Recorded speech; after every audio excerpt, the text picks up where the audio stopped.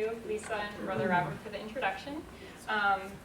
So I'm Stacy Dean. I direct the Writing Center, and I have had the privilege of working with many students on their resumes and cover letters in the last 3 years that I've had this position. So today I'm going to go over the top 6 tips that I found for writing an effective resume based on the feedback that I've given to students over the last few years. And then Cliff is going to kind of jump in with his perspective as an HR professional. So I'm really glad that you're here to give that HR I'll try my best. expert perspective. Yep, thanks, expert. So the first tip is to really focus on the design of your resume. Keep in mind that recruiters, and Cliff can attest to this, spend maybe 6, 7 sentences on a resume before they decide to keep it or toss it. And there are a few things that you can do to make for an effective design in your resume, catch your reader's attention, make them want to keep reading. First of all, make sure that you have enough white space. This kind of takes me to a myth about resume writing that I hear, and that's you need to keep it all onto one page. Don't worry about getting onto a second page if it means you're not cramming hundreds of words into one page with no margins, no space between lines, because what no white space does is it can overwhelm your reader, and it can also make reading that resume very difficult. So just forget about that myth of the one-page resume unless it's explicitly required in a job ad. Also use font size that's larger than 11 point. 11 point is actually acceptable, but don't do 10-point font because that is going to, again, impact readability, make the resume difficult to follow. Also, experiment with fonts. So, of course, you all know that we use Times New Roman 12-point font in all of our academic writing. We don't want to use Arial, heaven forbid, Comic Sans. But you have a little more flexibility with resume writing. It's a different audience, different context. In fact, you want to try not to use Times New Roman or even Arial because they're so common, and you want to do something that's going to set yourself apart. So there are other fonts that you can use, like Calibri or Cambria, that are also subdued, appropriate, but just a little bit different. So again, things to set yourself apart in your resume. Another piece of advice that I've seen is to combine paragraph descriptions of your job with bullet points. If you go through and look at examples online, it's common to see the title of your job and then just bullet points down the line with different job responsibilities. It can also be helpful to include a shorter paragraph summary of the organization that you work for and some of your key responsibilities. It varies the visual effect and also can help you kind of separate broad overview of your position with specific accomplishments. I get the question sometimes, can I use a template? There are a lot of really fun, sophisticated templates online. My answer would be they're okay to use, but use them with caution. Some templates are going to be really heavy on like infographics and visuals. Those can be very appropriate for like graphic design jobs or other positions that are going to require kind of more of a design thinking mind. I would say if that's the case, then just design it yourself to show your ability. But if you're applying to other positions that aren't in those fields, really a lot of the fields that you're in here at St. Mary's, like business, health and human services, it's better to stick with a more traditional template or create your own. So you can go on to the second one. This is actually probably the biggest tip that I give, and that's to emphasize accomplishments, not duties. A lot of resumes that I get in the Writing Center appear as if the writer took their job description that they got when they started the job, or maybe the description of the job in the posting that they responded to, and just put it in the resume. What you want to do is really think about who you were in that job. What were some specific things that you did, that you accomplished, that not everyone who had that job has done, right? So I have a few examples here to show you the difference between a duty as assigned in a job description and an accomplishment that an individual achieved. So instead of the line trained new employees, try trained more than 20 employees over an 18-month period, resulting in improved client experience. What that does is it quantifies the accomplishment, it gives it some specifics, helps your reader to visualize what you really did, and it also shows the impact of that work, so you improve the client experience. So this follows an acronym called CAR, Challenge, Action, and Result. So I want you to spend just 10 seconds, because we're trying to get through this material kind of quickly, but just 10 seconds thinking about what was a challenge that you faced in your current or recent job. What did you do to address that challenge, and then what was the result? Okay. If you have a pen, maybe jot something down as well.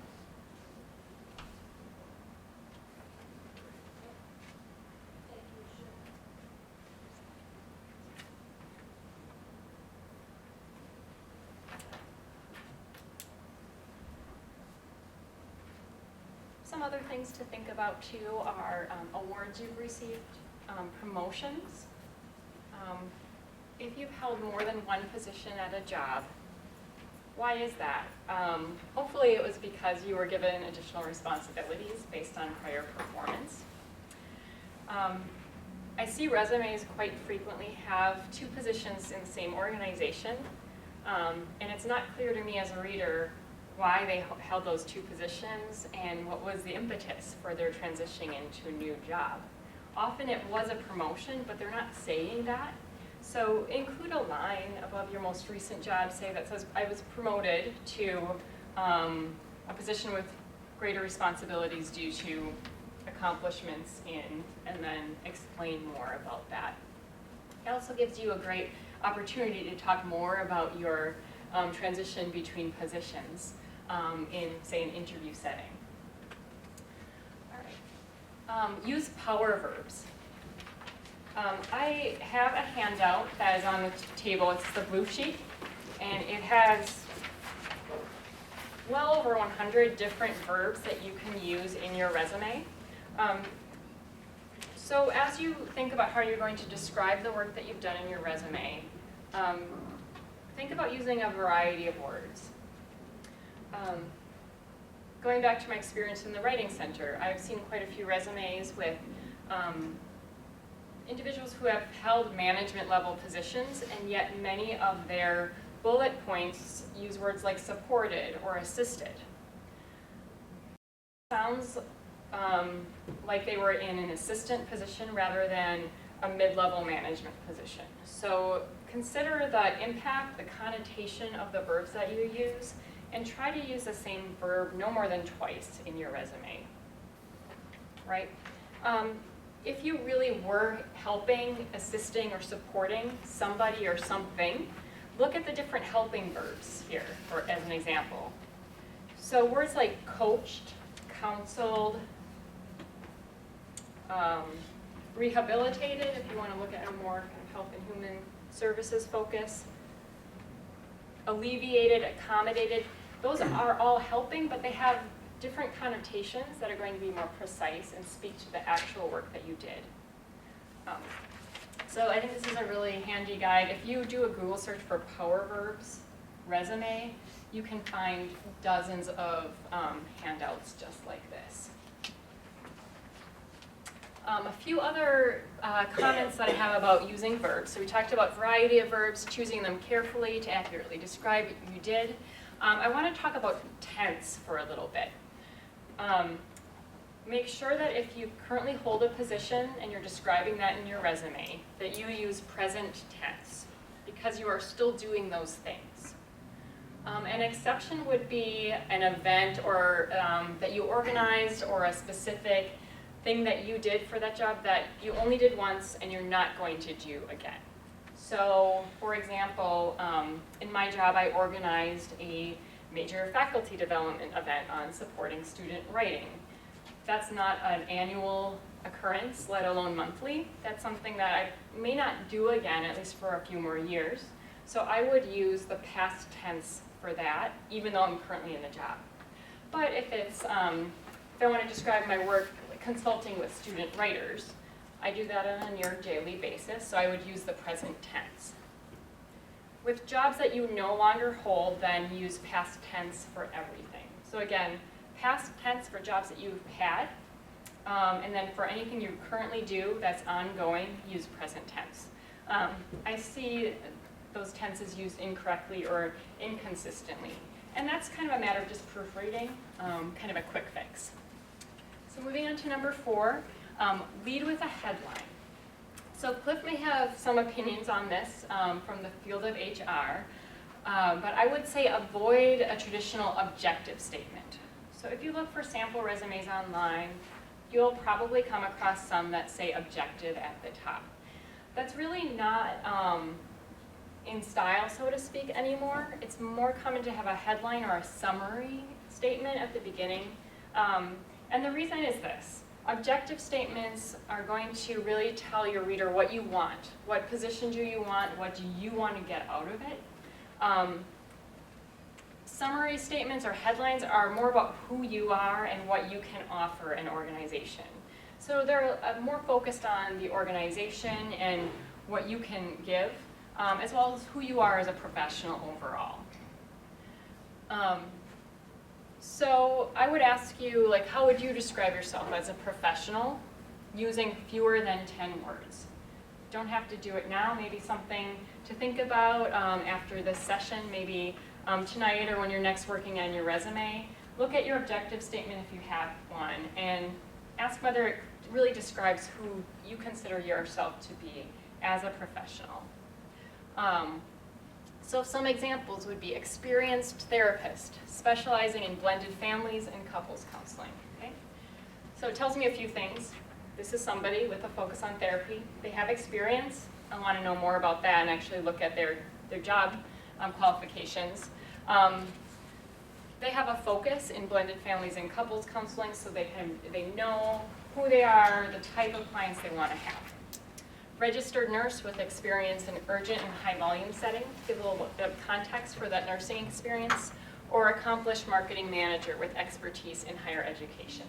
These are fairly brief descriptions, and I've often seen kind of headlines or summaries with some more detail following that, maybe specific skills or certifications. This gives you a sense, though, of what you should be aiming for in terms of the content and the tone. So then moving on to number 5. Feeling like everyone that I come across is even more important than the last. Customization. I think this may be, well, at least as important as many of the others. Of course, we're going to talk about proofreading too, which is also incredibly important. Customizing to the job tells a company that you've really spent time on that application. You want to work there. Okay, so if you're say in banking, and you've done some research on the financial organization that you want to work for, maybe you've referred to specifics about their areas for growth, future goals, it shows that you really want to work for that company instead of just anyone who will hire you. So that kind of cues your audience, the hiring committee, into your interest in the job. So some ways that you can customize the job are to look at the job posting and look for keywords. And those are any skills and required experience that are listed.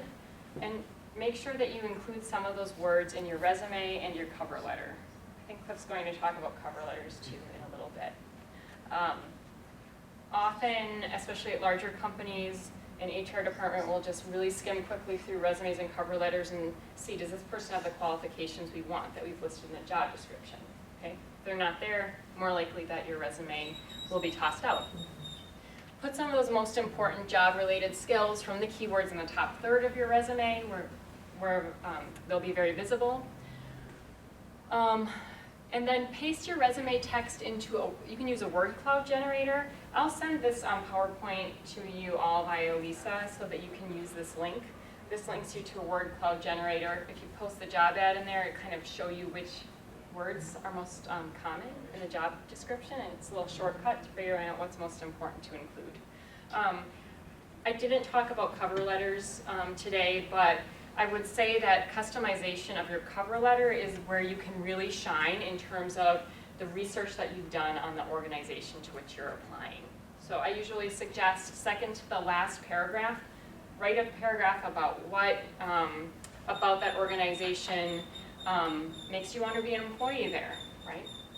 And go online, look at maybe their annual reports, their website, if you can connect with any employees ahead of time and do some networking, all the better. And then revise that headline every time you customize your resume as well. All right, and then let's just go on to the next one. What do you got? Oh, that's right. Okay, just look at these for a minute. What do you see? Anything stand out to you? Read them carefully.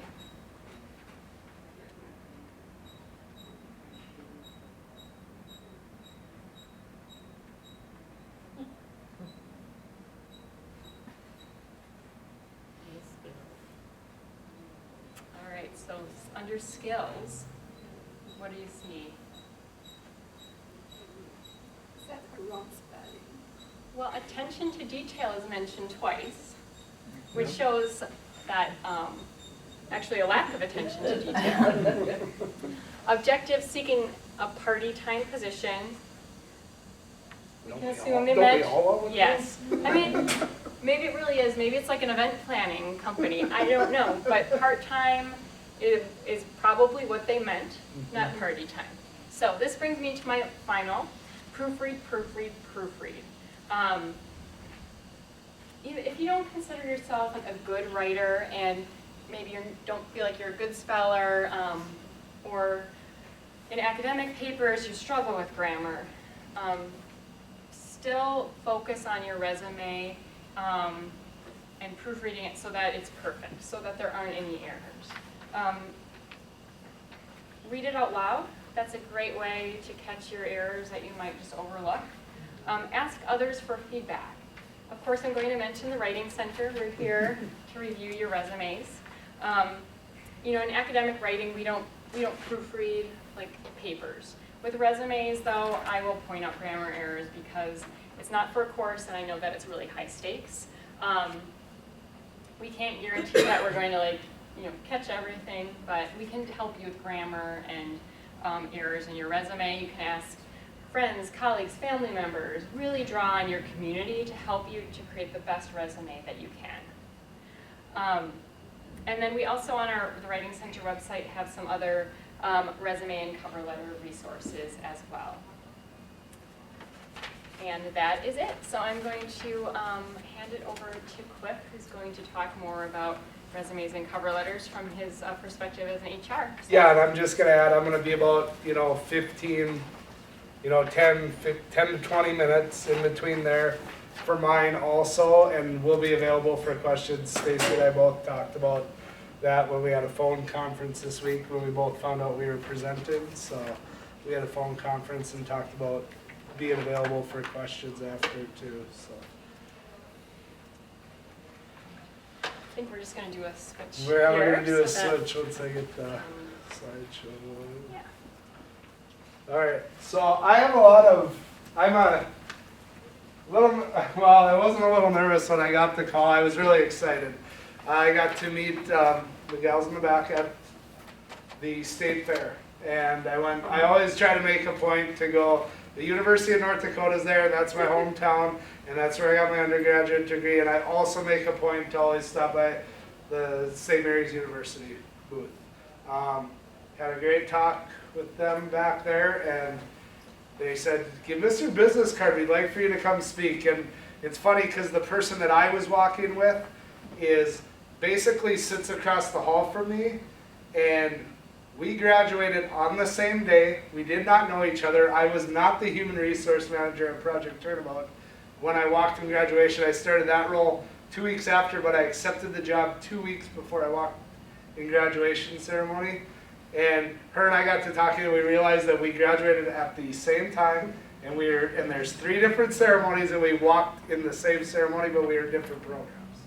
So A lot of pressure after following the writing center. If she's got my proofreading back, maybe I had people look over it. I did have other people look over it, so we'll see. Like I said, my name's I Cliff. can fix things if I see Yes, that yes, before people I already notice. fixed one.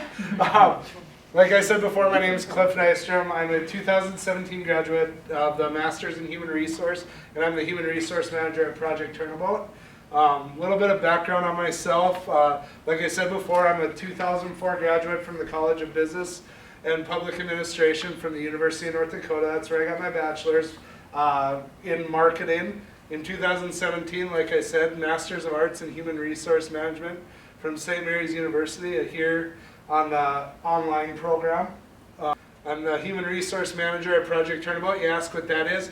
We are a 131 bed addiction recovery facility located in Granite Falls, Minnesota.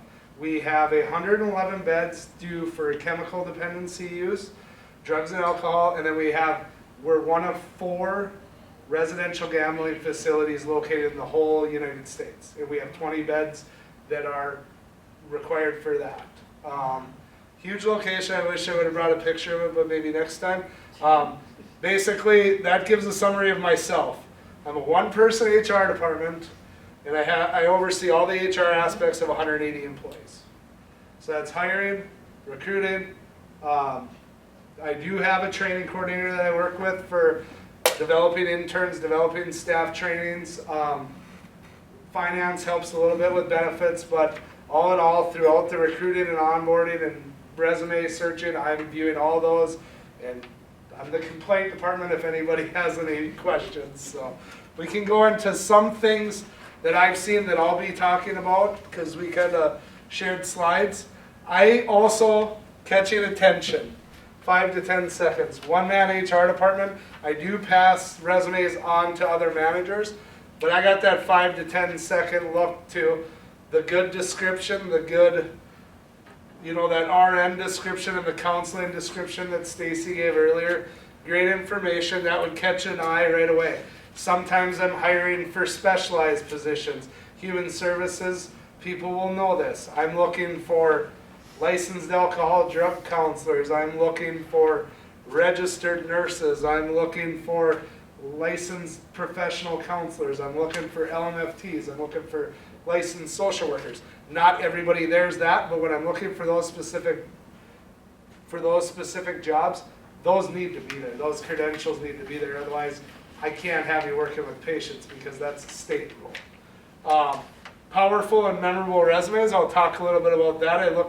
I did some research on a SHRM article, which is an HR site. Make sure it's well organized. Skills related to the position that you're applying for. What are your skills? What have you learned in the past that qualifies you for this position that you're applying for? Giving those stories, giving those bullet points. What did you do? A quality cover letter, we'll discuss on that. The funny thing is before I left, the CEO is my boss, and he's like, what are you going to get out of this? And I'm like, I'm giving back to St. Mary's because they were important to me. And then he goes, what are you talking about? I just want to see it.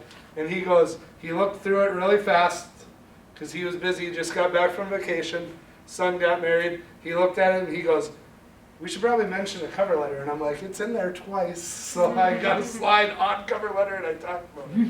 And then accuracy and grammar in all the documents. So we can go on. Catching fast attention. Keywords. She talked about a lot of keywords.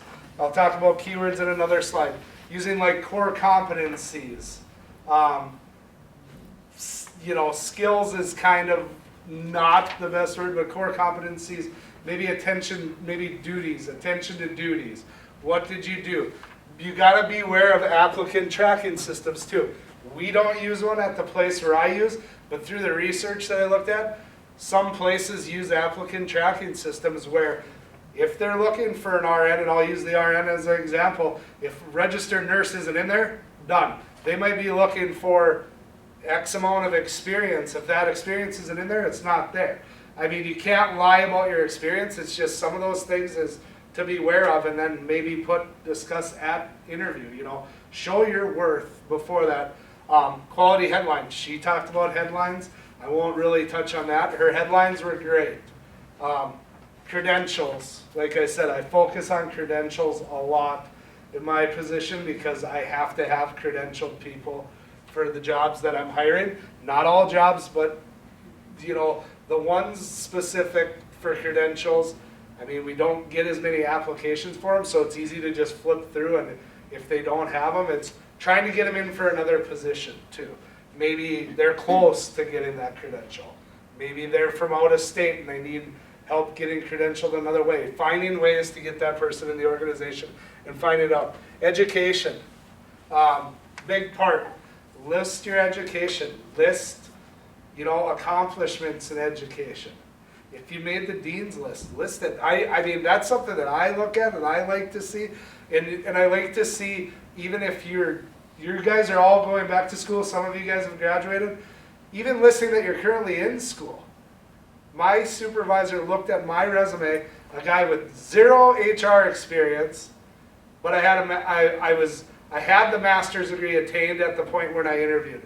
However, when he looked at me and we got to interviewing, he goes, I like you're young, I like that you're young, I like that you're really exuberant, I like that you believe in what you believe in, and he goes, I was in the same situation with you. I was in leadership position at Hazelden, which is an addiction recovery facility. That's the big one. He was in that position. He had 2 kids. He was going back to school to better himself, to move up in that organization. He saw the similarity in me. 2 kids, going back to school, getting my graduate degree. Be proud of the education that you've gotten, not only that you're getting right now, or what you've done in the past. Location. Location's big where I'm at. I know that there's a lot of different jobs here. Location's huge in my aspect because I was just telling Stacy before, if I have a marketing position, I will get apps from Indeed nonstop of like Florida, Michigan, New York, and I'm like, these people are not gonna move to rural Minnesota. So I mean, those are kind of out, and I'm not trying to prejudice, those are kind of out right away. We have enough trouble if somebody is from the cities and they come out and visit us, the whole drive there, and I did it myself, I'm like, do I really want to drive an extra 20 miles to Granite Falls from where I live? Because I drive 35 miles there. I had a job in the town that's bigger, Wilmer, 15 miles away when I first applied there. So it's one of those things is, you gotta like where you're gonna work, you gotta like the location, and be willing to work at a location where you're gonna do. And don't let the location hinder. And the cover letter we did talk about, so we can go back and we can go to the next one. Powerful and memorable resumes.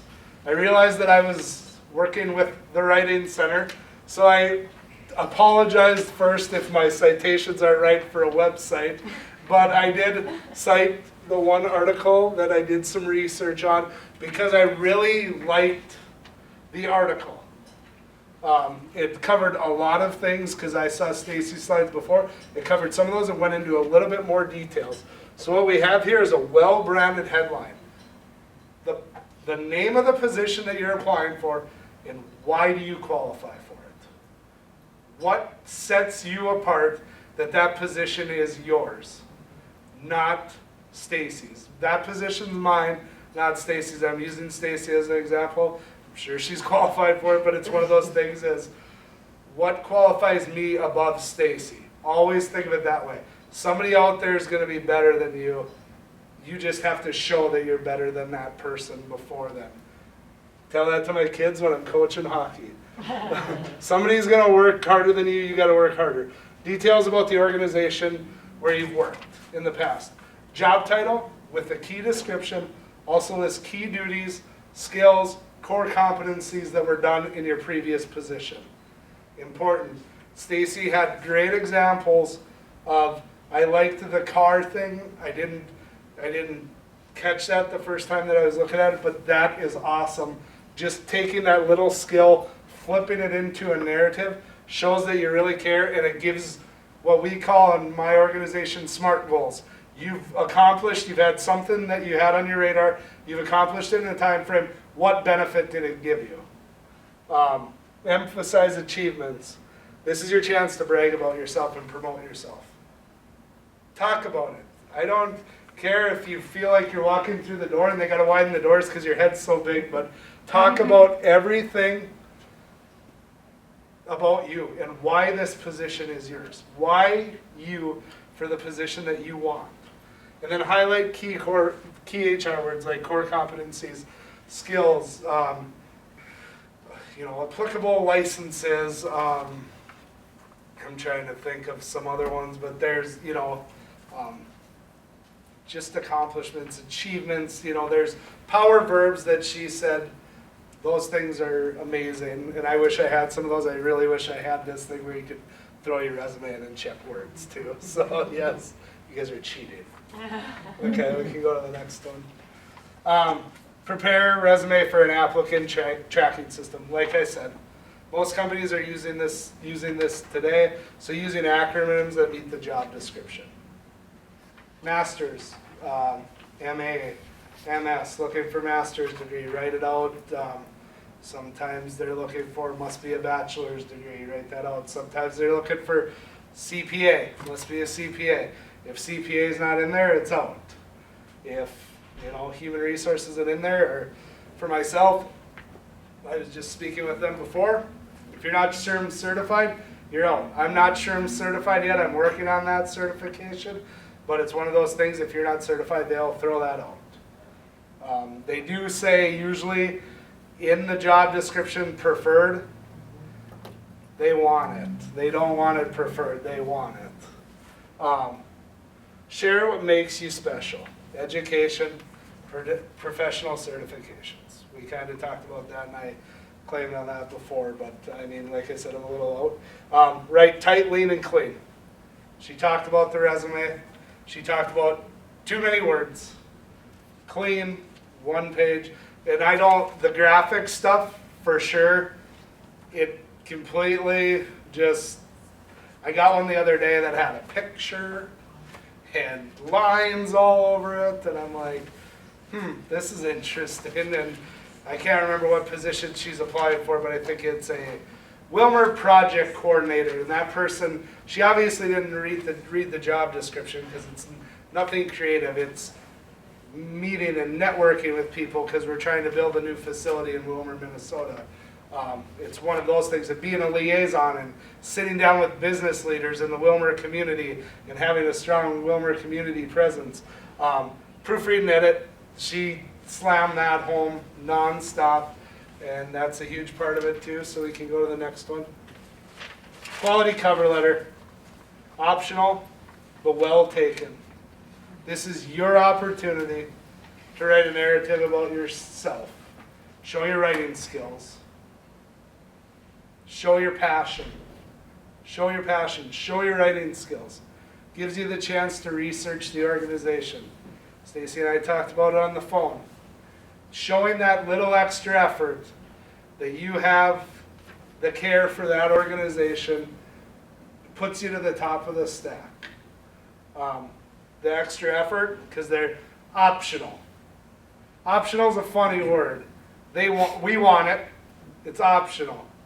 Every time I post a job on Indeed, do you want them to submit a resume? Yes. Do you want them to submit a cover letter? Optional. A lot of people have cover letters. A lot of people do send cover letters. So make yours stand out and always send one. I don't care what position you're applying for, always send one. Shows passion, like I said. Make sure it's also accurate and clean. So it's got to correlate with that resume. Has to. Accuracy and grammar. Stacy really hammered this one home. As you can see, she's always, this is the most important, this is the most important. Proofread. Most important in a deeper review. Accuracy between documents. Resume, cover letter, reference sheet. The accuracy's got to be there. You can't say, I worked at Target and my reference was my boss at Walmart. That won't work. Talk about resumes got to work with, you're an RN.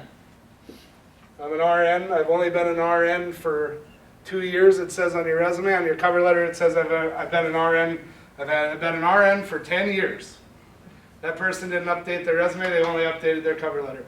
A lot of people's failures are they use that resume. I haven't updated mine, I haven't been job seeking. But always keeping that resume updated. I should probably update mine. It was funny, I had a funny story here that we had an external event going on for our company at one of the minor league baseball teams in Wilmer. And I'm part of the external relations, believe it or not. I'm an extrovert. I'm not very introverted, so believe it or not. But they like to utilize me for marketing stuff because I get people excited. I get people wanting to be there. And so they're like, well, it's going to be on this night. And I'm like, well, I play golf that night. And they're like, the COO looks at me, and we have a very good relationship. She's known my family because that's how small the community that I live in. She's known my family probably before I was born. She knows my mother-in-law and my father-in-law probably longer than I've been born. And she goes, "You like your job?" I said, "Yep, I do like my job." And she goes, "How's your resume looking these days?" And she goes, "You'll be at the baseball game." And I'm like, "Yes, I will." So yes, it's just funny. Keep it updated, you know. And like I said, I work at a great place. There wasn't any threats, and so I always tease her that she threatens me, that she's going to fire me, but she never will. Research who the resume and cover letter is going to. HR manager, is it going to the COO? Are you applying for an upper management position? Then it's going to get to the HR person, also probably going to get to upper management. You can always put to whom it concerns. That way it gets passed around and it can go to multiple people. If it's a specific that it's reporting to this person and it's listed in that job advertisement, list that person. Even though it might come to the HR screener first, that person sees that because that HR person's going to say, "We got a good candidate here," and then they'll bring it to that person. So we can go to the next one. It's just references. So yes, I did create a reference slide because the write-in center's here. So that's APA. That's APA. So yes, mostly. Hey, that got me A's in HR school using that. So yes. So I'm a little rusty. It's been about 2 years. So yeah, since I wrote a paper and did a slideshow. But next one's questions. So like I said, we're available for questions. And if you guys have anything. Just a couple different perspectives. All the information that Stacy gave you, you can see me probably nodding my head over there. All of it's awesome. The write-in center here is awesome. They didn't pay me to say that. I talked to Stacy and I talked very highly on the write-in center when we spoke on the phone. And from my perspective, those are important. Like I said, our views kind of correlate with each other. So.